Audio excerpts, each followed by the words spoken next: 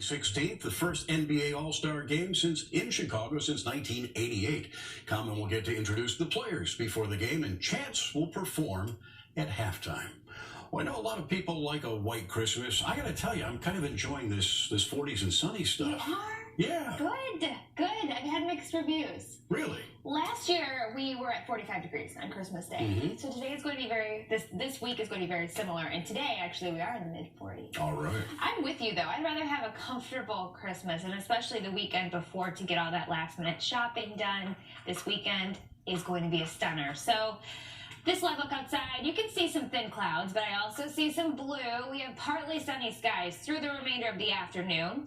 Our number one headline, though, was a bit of fog this morning, still holding on, believe it or not. We are pushing into the afternoon hours for the western suburbs. I'll show you that visibility in a few moments, but partly sunny, as I mentioned. Other than that, it is going to be a quiet day today. No rain, no snow. Instead, we're going to clear out. This weekend, sunshine is expected Saturday and on Sunday, and a very mild stretch. So we're in the 40s today, and we will be all the way through at least next Thursday. So satellite radar behind me, you can see how thin it is because the darker the gray shade, the thinner the cloud cover. So it's not going to be an overcast day, but instead it will still look pleasant. But we have more clouds on the way coming in from Iowa, so we aren't going to see the clearing until tomorrow, and actually an uptick in cloud cover tonight.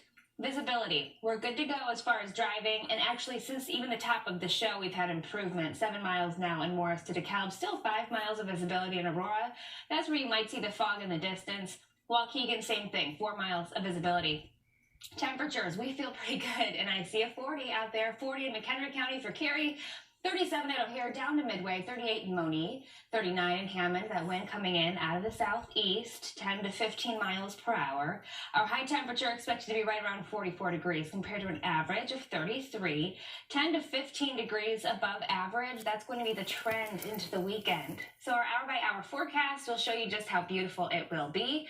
I mentioned how we have more clouds coming tonight. Well, we also have some fog developing again into the first part of your Saturday, but it doesn't take long. Once the sun comes up for that fog and the clouds to move out.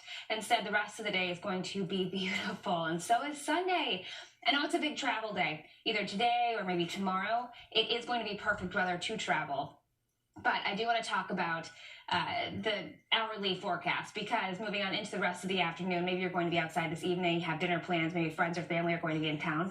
Temperatures are going to be feeling like we could be in the upper 20s by later on tonight. So 7, 8 o'clock, you definitely still need that jacket, even though the mid-40s sounds mild. With the wind, it's going to feel cooler, especially when that sun goes down. So here's the big picture. We do have this ridge just southeast of us. High pressure is located, and we have that southerly flow because of it. But the jet stream is actually going to work in our favor if you like the mild temperatures, not only through the weekend, but especially into next week. So just mild and quiet weather. Christmas Day, this is what we're looking at. Mostly cloudy skies, 45 degrees. There is a chance for a little bit of rain as a low pressure system moves in next week, but the potential for wet weather Wednesday and Thursday looks to be just that, rain. No ice expected, as temperatures will be in the 40s. So a nice day. Again, temperatures now in the upper 30s will be around 40 before you know it. And that's a look at the forecast. All right, thanks, Caitlin. She is one of the most polarizing figures in local politics, and she faces